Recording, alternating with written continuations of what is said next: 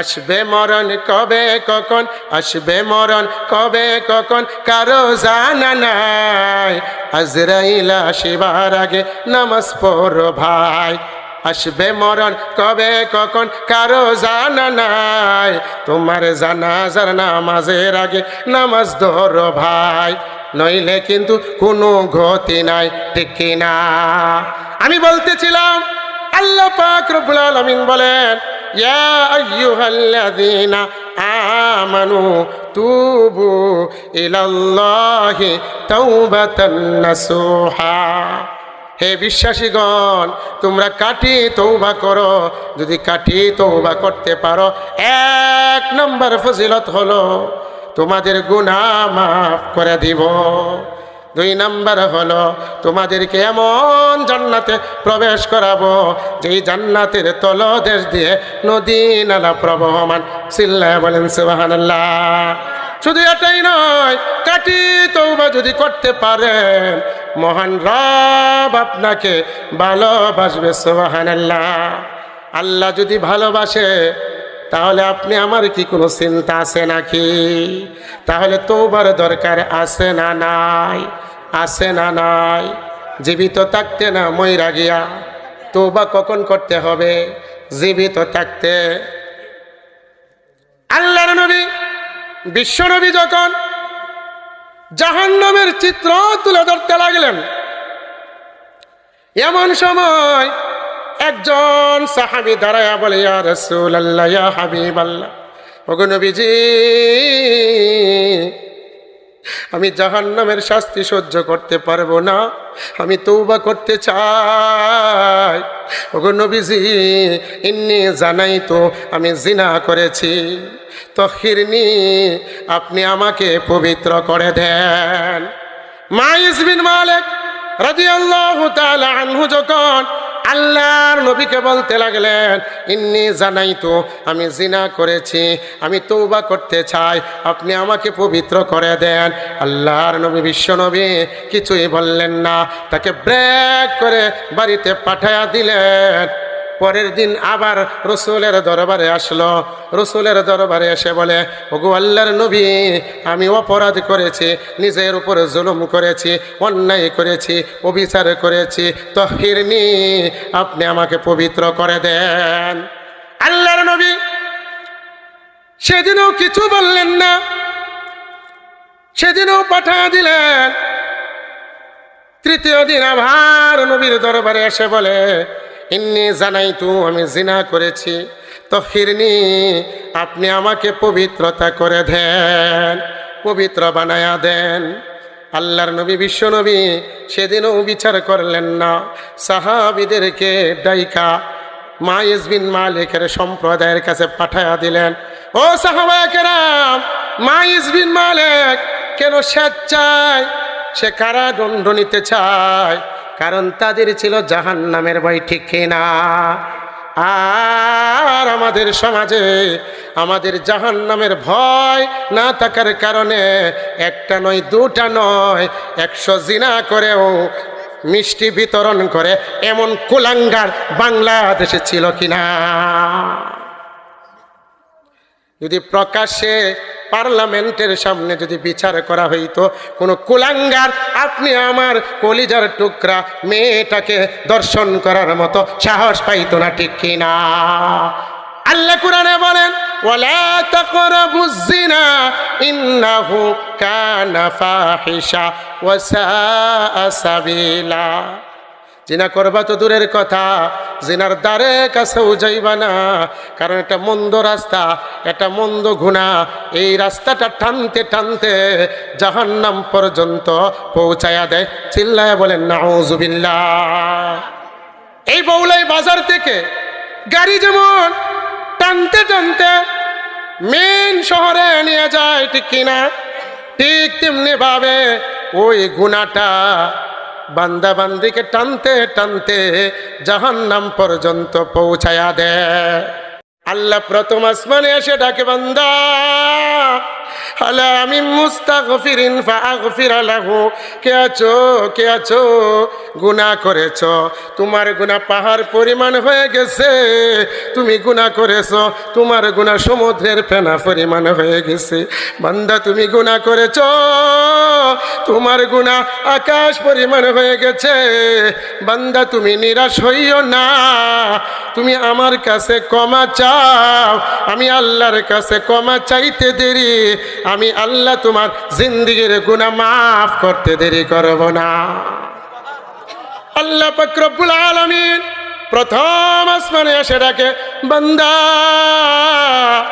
অভাবে ভুগতেছো, টাকা নাই, পয়সা নাই, ঘর নাই, বাড়ি নাই, বান্দা তুমি আমার কাছে চাও।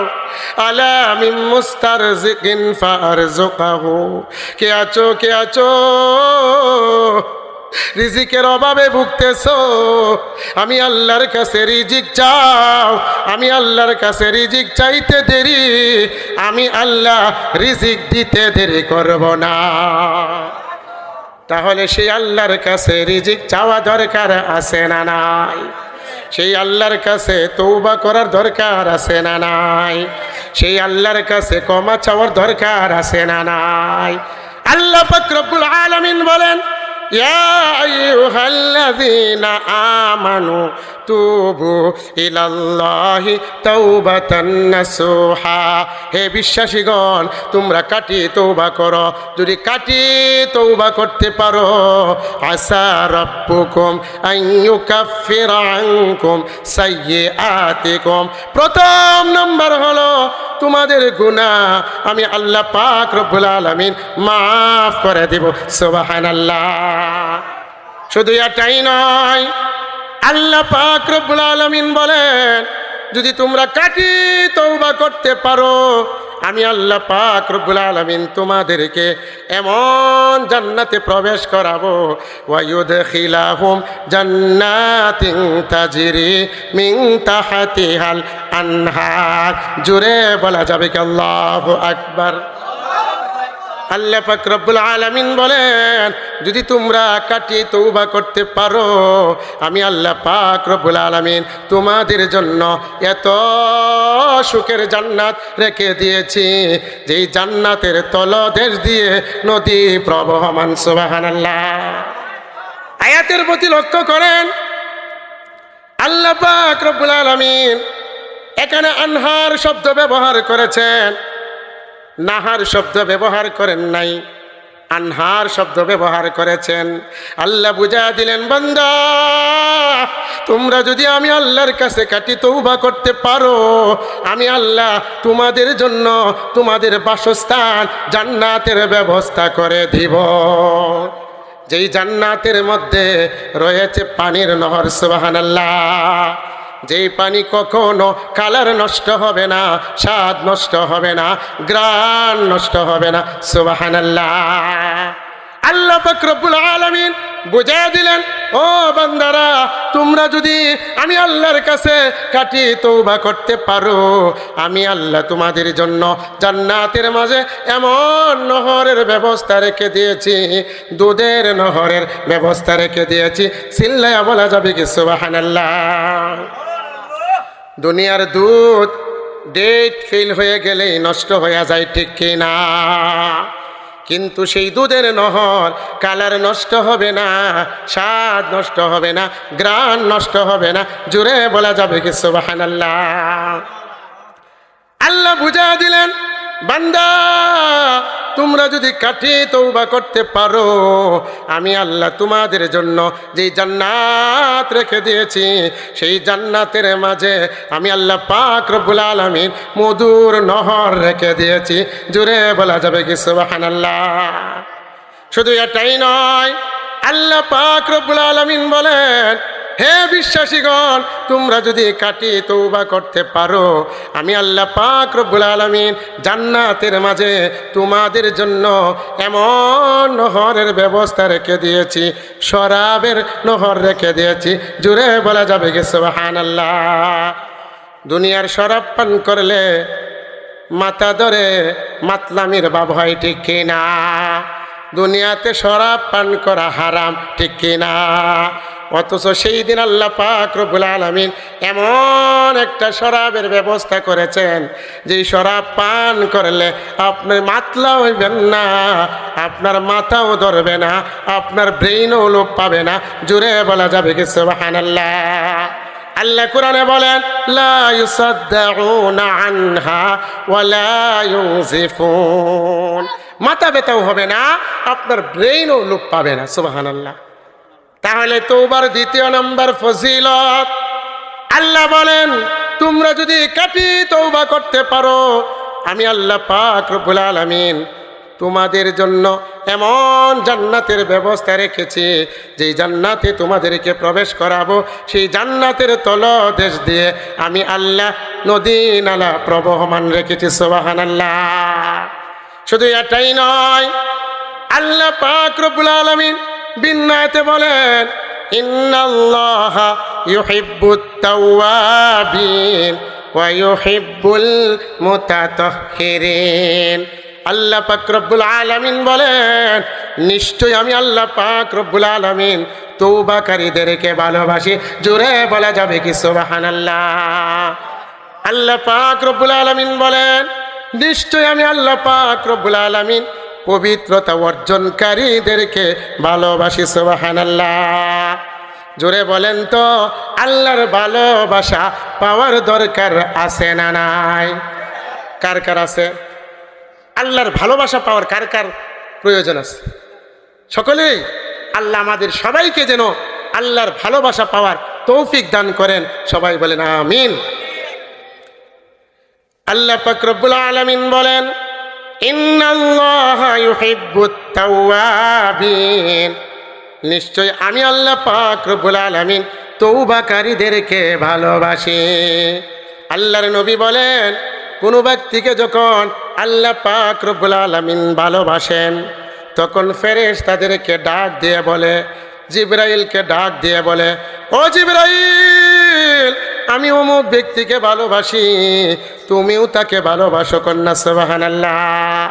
তখন জিবরাইল আলাইহিস সালাতু ওয়াস সালাম ওই ব্যক্তিটাকে ভালোবাসতে শুরু করে দেয়। হযরতে জিবরাইল আলাইহিস সালাতু ওয়াস সালাম মিকাইলকে ডাক দিয়ে বলে, আজরাইলকে ডাক দিয়ে বলে, ইসরাফিলকে ডাক দিয়ে বলে, ও ভাই মিকাইল, ও ভাই আজরাইল, ও ভাই ইসরাফিল, অমুক ব্যক্তিকে আমি জিবরাইল ভালোবাসি, স্বয়ং আল্লাহ ভালোবাসে, বিদায় তোমরাও তাকে ভালোবাসো। সুবহানাল্লাহ। তখন ওই ব্যক্তিকে মহান আল্লাহ ভালোবাসতে শুরু কইরা দেয়, জিবরাইল ভালোবাসতে শুরু কইরা দেয়, মিকাইল ভালোবাসতে শুরু কইরা দেয়, আজরাইল ভালোবাসতে শুরু করে দেয়, ইসরাফিল আলাইহিস সালাতু ওয়াস সালাম ভালোবাসতে শুরু কইরা দেয়। শুধু এটাই নয়, জিবরাইল আলাইহিস সালাতু ওয়াস সালাম সপ্তম আকাশের ফেরেশতাদেরকে ডেকে বলে, ও সপ্তম আকাশের ফেরেশতারা, আমি জিবরাইল অমুক ব্যক্তিকে ভালোবাসি, মিকাইল ভালোবাসে, আজরাইল তাকে ভালোবাসে, ইসরাফিল তাকে ভালোবাসে, স্বয়ং আল্লাহ পাক তাকে ভালোবাসে, তোমরাও তাকে ভালোবাসো। সুবহানাল্লাহ। আছে না গেছে? সপ্তম আকাশের ফেরেশতারা ওই তওবাকারীকে ভালোবাসতে শুরু কইরা দেয়, পবিত্রতা অর্জনকারীকে ভালোবাসতে শুরু কইরা দেয়। সপ্তম আকাশের ফেরেশতারা ষষ্ঠ আকাশের ফেরেশতাদেরকে ডেকে বলে, ও ষষ্ঠ আকাশের ফেরেশতারা, আমরা সপ্তম আকাশের ফেরেশতারা ওই তওবাকারীকে ভালোবাসি, স্বয়ং জিবরাইল, মিকাইল, আজরাইল, ইসরাফিল তাকে ভালোবাসে, স্বয়ং আল্লাহ পাক তাকে ভালোবাসে, তোমরাও তাকে ভালোবাসো। জোরে বলা যাবে কি সুবহানাল্লাহ? ষষ্ঠ আকাশের ফেরেশতারা তাকে ভালোবাসতে শুরু কইরা দেয়।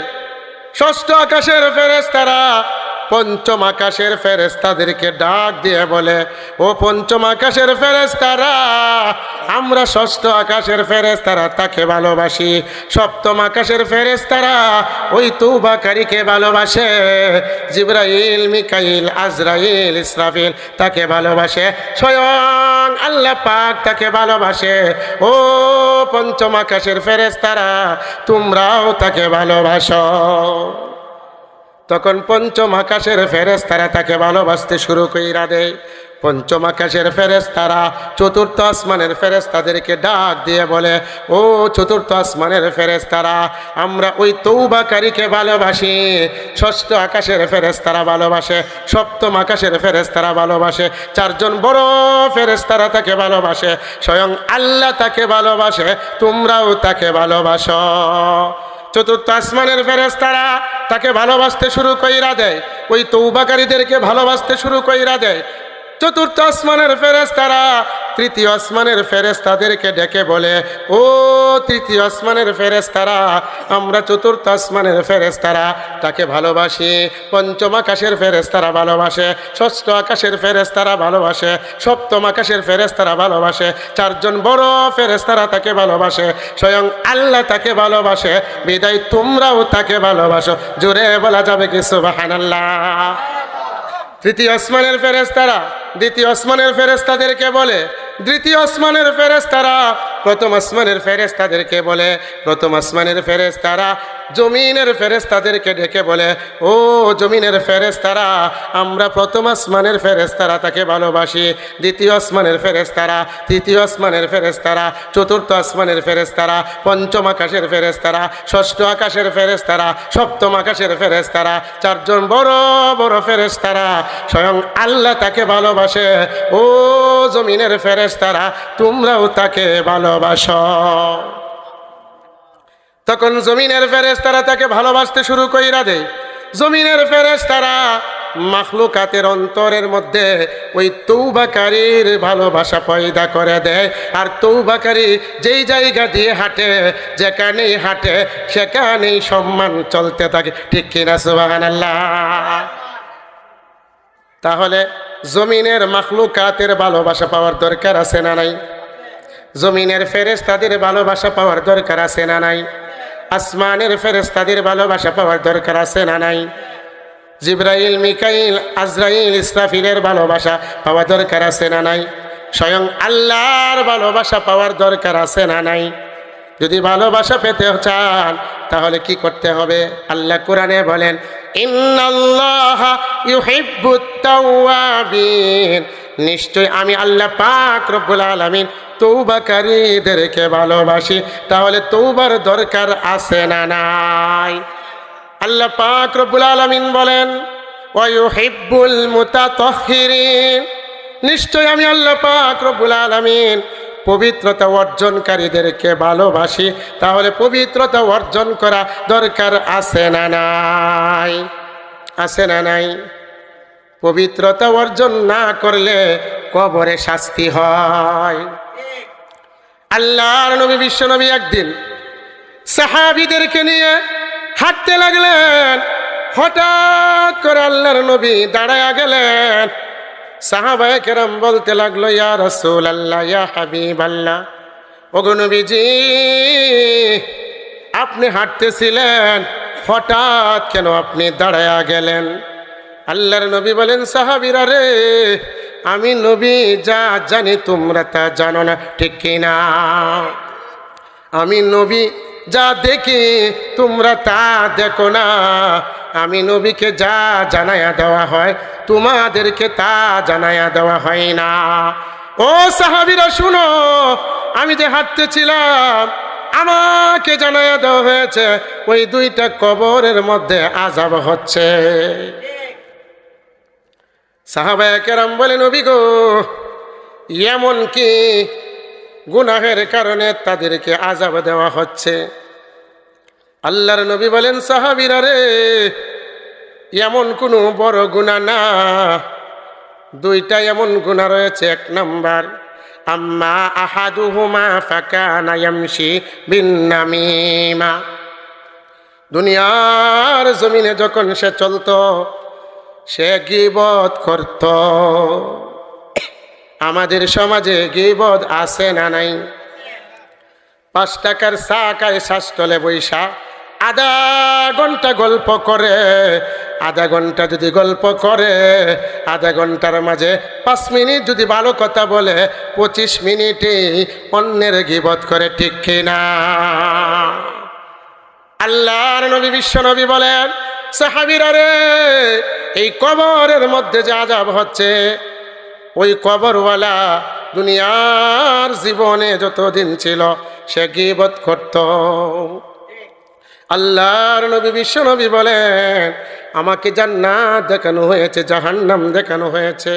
আমি যখন জাহান্নাম ঘুরে ঘুরে দেখতে লাগলাম, আমি জাহান্নামের মাঝে তাকায়া দেখি অধিকাংশ নারী হলো জাহান্নামী।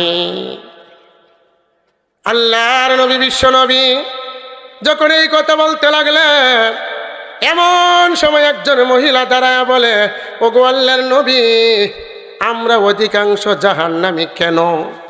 আমরা কি নামাজ পড়ি না? আমরা কি রোজা রাখি না? আমরা কি হজ করি না? আমরা কি তাসবিহ তাহলিল পাঠ করি না? আল্লাহর নবী বলেন, তোমরা সবই করো, কিন্তু তোমরা বেশি বেশি তিনটা গুনাহ করো। আল্লাহর নবী বলেন, প্রথম নাম্বার হলো মহিলারা বেশি বেশি গীবত করে। এই গীবতের কারণে অধিকাংশ নারীকে আমি জাহান্নামে দেখে আসছি। তাহলে গীবত ছাড়া দরকার আছে না নাই? আল্লাহর নবী বিশ্ব নবী বলেন, আল গীবাতু আশাদ্দুম মিনাজ জিনা, গীবত হলো জিনার চেয়ে আরো ভয়ানক। তাহলে গীবত ছাড়া দরকার আছে না নাই? কবরে যেই সমস্ত কারণে আযাব হয়, এর মধ্যে একটা কারণ হলো গীবতের কারণে আযাব হয়, আর একটা হলো অপবিত্রতার কারণে আযাব হয়। আল্লাহর নবী বলেন, মহিলারা শোনো, দ্বিতীয় নাম্বার, আমি জাহান্নামে অধিকাংশ মহিলাদেরকে দেখে আসছি। তার কারণ হলো তারা স্বামীদের অকৃতজ্ঞতা প্রকাশ করে, অথচ স্বামীটা মাথার গাম পায়ে ফেলে রাত্রকে দিন বানায় বিবিটাকে সুখে রাখার জন্য, ঠিক কিনা? বিবি বাচ্চাকে সুখে রাখার জন্য রাত্রকে দিন বানায়, নিজের কবর রাখে না, স্বাস্থ্যের কবর রাখে না, ঘুমের কবর রাখে না, এত কষ্ট করে বিবিটাকে সুখে রাখার জন্য। কিন্তু ওই মহিলারা স্বামীর অতি অকৃতজ্ঞতা প্রকাশ করে। ও মহিলারা, আমি এই জন্যই অধিকাংশ নারীদেরকে জাহান্নামে দেখে আসছি। তৃতীয় নাম্বার কারণ হলো, আল্লাহর নবী বলেন, ও মহিলারা, আমি অধিকাংশ নারীদেরকে দেখে আসছি জাহান্নামে। এর কারণ হলো তারা বেশি বেশি লানত করে, ঠিক কিনা? কিছু ওইতেই বলে তোর বুয়া টাড়া ফরক, ঠিক কিনা? এই স্বভাবগুলা ছেড়ে দিতে হবে, না হয় নবী দেখে আসছে অধিকাংশ নারী জাহান্নামী। আমিও এক মহিলার সন্তান, ঠিক কিনা? মাগো তোমাকে বলি, পায়ে ধরে বলি, হাতে ধরে বলি, এই তিনটা গুনাহ ছেড়ে দাও যদি জান্নাতে যেতে চাও, ঠিক কিনা? আমি বলতেছিলাম, আল্লাহর নবী বিশ্ব নবী বলেন, ও সাহাবীরা, এই কবরওয়ালা দুনিয়ার জীবনে গীবত করত, গীবত শিকায়াত করত, এই জন্যই তার কবরের মধ্যে আযাব হচ্ছে। আল্লাহর নবী বিশ্ব নবী বলেন, ও সাহাবীরা শুনো, ওয়া আম্মাল আখার, আর ওই কবরটার মধ্যে আযাব হচ্ছে, সে দুনিয়ার জীবনে অপবিত্রতা থাকতো। তাহলে অপবিত্রতার কারণে আযাব হয়, কিসের কারণে? অপবিত্রতার কারণে। দুঃখের সাথে বলতে হয়, বড় আফসোস, বড় আফসোস, এমনও মানুষ পাওয়া যায় যখন নামাজের দাওয়াত দেওয়া হয়, তাবলীগ জামাতের মানুষ যখন নামাজের দিকে ডাকে, সে বলে আমার এখন শরীরটা পাক নাই। ও কপাল পোড়া, আমি তোমাকে বলি, মালাকুল মউত আজরাইল যদি এসে যায়, তুমি অপবিত্র অবস্থায় যদি মারা যাও, তোমার কবরে কি অবস্থা হবে? তোমার আল্লাহ তোমাকে ডিনাই করবে, ঠিক কিনা? কারণ আল্লাহ কুরআনে বলেন, ইন্নাল্লাহা ইউহিব্বুত তাওয়াবিন ওয়া ইউহিব্বুল মুতাতাহহিরিন। আল্লাহ বলেন, নিশ্চয়ই আমি আল্লাহ পাক রব্বুল আলামিন তওবাকারীদেরকে ভালোবাসি, পবিত্রতা অর্জনকারীদেরকে ভালোবাসি। সুবহানাল্লাহ। তাহলে তওবা করার দরকার আছে না নাই? পবিত্রতা অর্জন করার দরকার আছে না নাই? আল্লাহর নবী বিশ্ব নবী বলেন আরেকটা কারণে কবরে আযাব হয়, সেটা হলো নামাজ ছেড়ে দেওয়ার কারণে। আল্লাহর নবী বিশ্ব নবী বলেন কবরে আযাব হয় নামাজ না পড়ার কারণে। তাহলে নামাজের দরকার আছে না নাই? জীবিত থাকতে না মইরা গিয়া? জীবিত থাকতে। আসবে মরণ কবে কখন, আসবে মরণ কবে কখন কারো জানা নাই। আজরাইল আসিবার আগে নামাজ পড়ো ভাই। আসবে মরণ কবে কখন কারো জানা নাই। তোমার জানাজার নামাজের আগে নামাজ ধরো ভাই, নইলে কিন্তু কোনো গতি নাই, ঠিক কি না? আমি বলতেছিলাম আল্লাহ পাক রব্বুল আলামিন বলেন ইয়া আইয়ুহাল্লাযীনা আমানু তুবু ইলাল্লাহি তাওবাতান নাসুহা। হে বিশ্বাসীগণ, তোমরা কাটি তওবা করো। যদি কাটি তওবা করতে পারো, 1 নম্বর ফজিলত হলো তোমাদের গুনাহ মাফ করে দিব। 2 নম্বর হলো তোমাদেরকে এমন জান্নাতে প্রবেশ করাবো যেই জান্নাতের তলদেশ দিয়ে নদী নালা প্রবহমান। চিল্লায় বলেন সুবহানাল্লাহ। শুধু এটাই নয়, কাটি তওবা যদি করতে পারেন, মহান রব আপনাকে ভালোবাসবে। সুবহানাল্লাহ। আল্লাহ যদি ভালোবাসে তাহলে আপনি আমার কি কোনো চিন্তা আছে নাকি? তাহলে তওবার দরকার আছে না নাই? আছে না নাই? জীবিত থাকতে না মইরা গিয়া? তওবা কখন করতে হবে? জীবিত থাকতে। আল্লাহর নবী বিশ্ব নবী যখন জাহান্নামের চিত্র তুলে ধরতে লাগলেন, এমন সময় একজন সাহাবী দাঁড়ায়া বলে ইয়া রাসূলুল্লাহ, ইয়া হাবিবাল্লাহ, ওগো নবীজি, আমি জাহান্নামের শাস্তি সহ্য করতে পারবো না, আমি তওবা করতে চাই। ওগো নবীজি, ইন্নী জানাইতু, আমি জিনা করেছি, তহিরনি, আপনি আমাকে পবিত্র করে দেন। মাইস বিন মালিক রাদিয়াল্লাহু তাআলা আনহু যখন আল্লাহর নবীকে বলতে লাগলেন ইন্নী জানাইতু, আমি জিনা করেছি, আমি তওবা করতে চাই, আপনি আমাকে পবিত্র করে দেন। আল্লাহর নবী বিশ্ব নবী কিছুই বললেন না, তাকে ব্রেক করে বাড়িতে পাঠায়া দিলেন। পরের দিন আবার রসুলের দরবারে আসলো। রসুলের দরবারে এসে বলে ওগো আল্লাহর নবী, আমি অপরাধ করেছি, নিজের উপরে জুলুম করেছি, অন্যায় করেছি, অবিচার করেছি, তহিরনি, আপনি আমাকে পবিত্র করে দেন। আল্লাহর নবী সেদিনও কিছু বললেন না, সেদিনও পাঠিয়ে দিলেন। তৃতীয় দিন আবার নবীর দরবারে এসে বলে ইন্নী জানাইতু, আমি জিনা করেছি, তহিরনি, আপনি আমাকে পবিত্রতা করে দেন, পবিত্র বানায়া দেন। আল্লাহর নবী বিশ্ব নবী সেদিনও বিচার করলেন না, সাহাবীদেরকে ডাইকা মাইস বিন মালিকের সম্প্রদায়ের কাছে পাঠায়া দিলেন। ও সাহাবায়ে কেরাম, মাইস বিন মালিক কেন স্বেচ্ছায় সে কারাদণ্ড নিতে চায়? কারণ তাদের ছিল জাহান্নামের ভয়, ঠিক কিনা? আর আমাদের সমাজে আমাদের জাহান্নামের ভয় না থাকার কারণে একটা নয়, দুটা নয়, 100 জিনা করেও মিষ্টি বিতরণ করে এমন কুলাঙ্গার বাংলাদেশে ছিল কিনা? যদি প্রকাশ্যে পার্লামেন্টের সামনে যদি বিচার করা হইতো, কোনো কুলাঙ্গার আপনি আমার কলিজার টুকরা মেয়েটাকে দর্শন করার মতো সাহস পাইতো না, ঠিক কিনা? আল্লাহ কুরআনে বলেন ওয়ালা তাকরাবুজ জিনা ইন্নাহু কানা ফাহিশা ওয়া সাআ সাবিলা। জিনা করবা তো দূরের কথা, জিনার দ্বারে কাছেও যাইবা না, কারণ এটা মন্দ রাস্তা, এটা মন্দ গুনাহ। এই রাস্তাটা টানতে টানতে জাহান্নাম পর্যন্ত পৌঁছায়া দেয়। চিল্লায়া বলেন নাউজুবিল্লাহ। এই বউলাই বাজার থেকে গাড়ি যেমন টানতে টানতে মেন শহরে নিয়ে যায়, ঠিক কিনা? ঠিক তেমনি ভাবে ওই গুনাহটা বান্দা বান্দিকে টানতে টানতে জাহান্নাম পর্যন্ত পৌঁছায়া দেয়।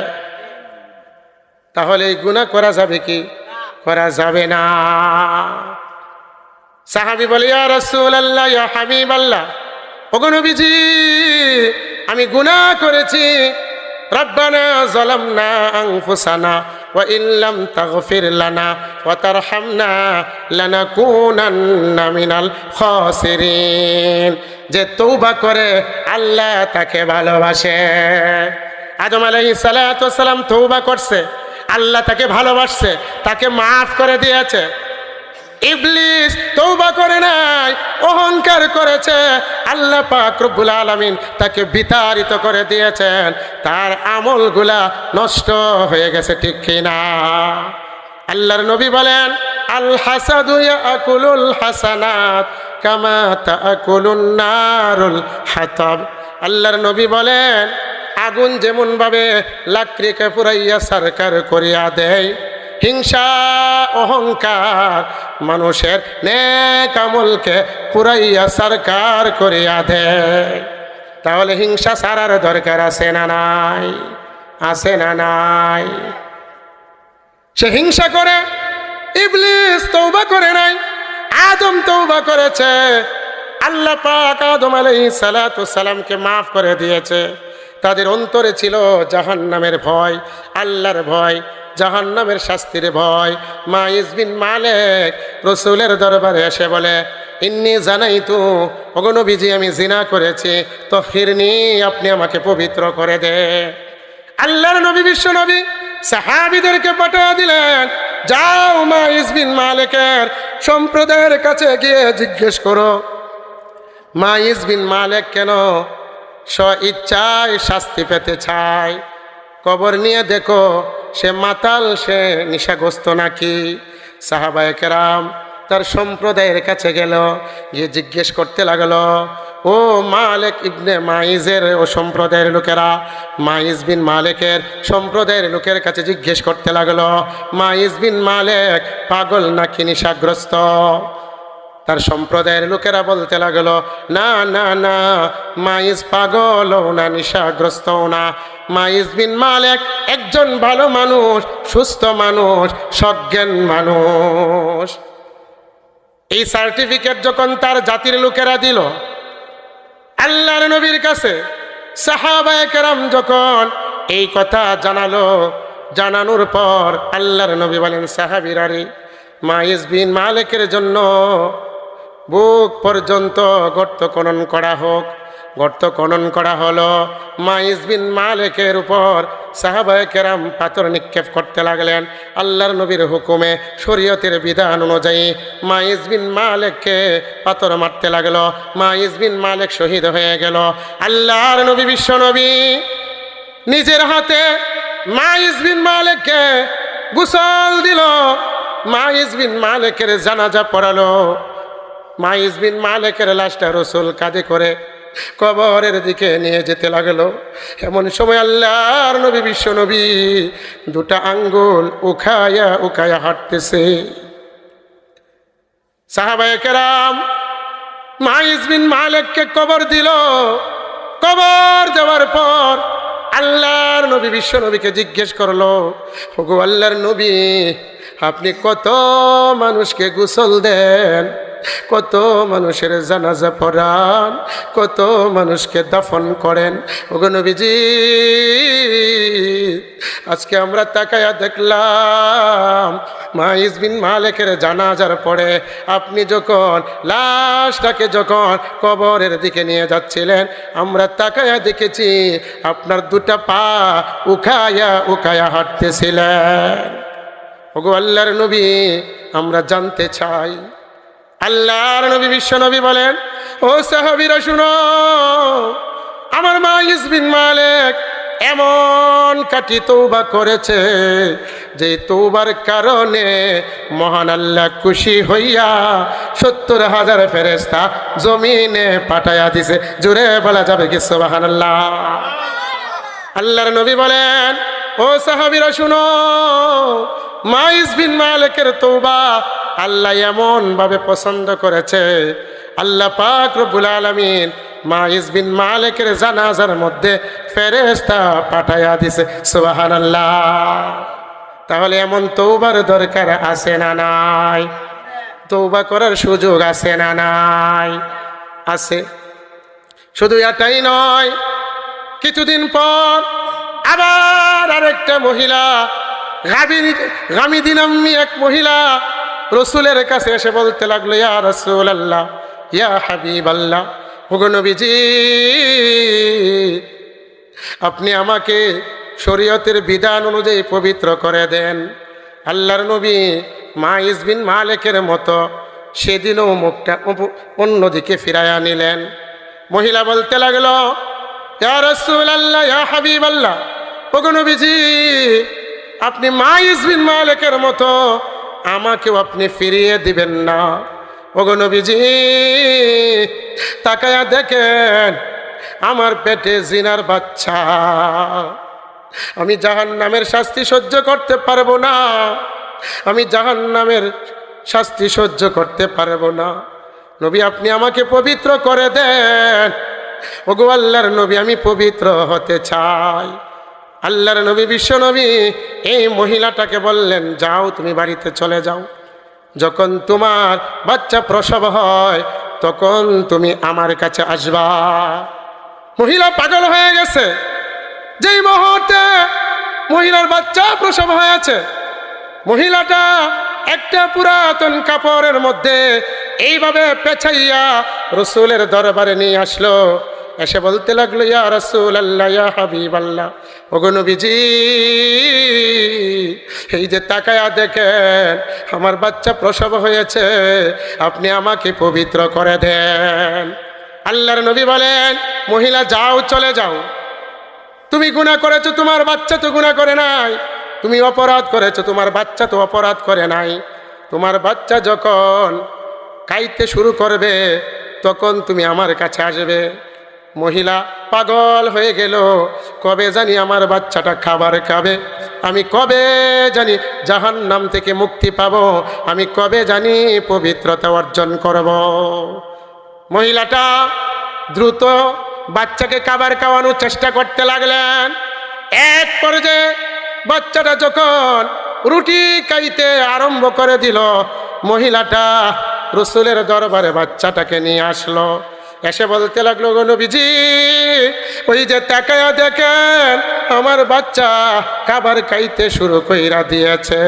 গো নবীজি, আমি জাহান্নামের শাস্তি সহ্য করতে পারবো না, আপনি আমাকে পবিত্রতা অর্জন করাইয়া দেন, পবিত্র করে দেন। আল্লাহর নবী, বিশ্ব নবী বাচ্চাটাকে একজন সাহাবীর অধীনে দিয়ে দিলেন এবং সাহাবীদেরকে বললেন, ওই মাইজ বিন মালিকের মতো বুক পর্যন্ত একটা গর্ত খনন করে নাও। গর্ত খনন করে নেওয়া হলো। ওই মহিলাটাকে পাথর মারতে শুরু করে দিল। খালিদ বিন ওয়ালিদ পাথর মারতে শুরু করলো। এক পর্যায়ে মাথার মধ্যে যখন খালিদ বিন ওয়ালিদ একটা পাথর নিক্ষেপ করলো, পাথর নিক্ষেপ করার পর ওই মহিলার শরীর থেকে এক ফোঁটা রক্ত খালিদ বিন ওয়ালিদের গায়ে ছিটকে পড়ল। খালিদ বিন ওয়ালিদ ওই মহিলাটার প্রতি তাকাইয়া একটা নাক চিৎকা দিলেন।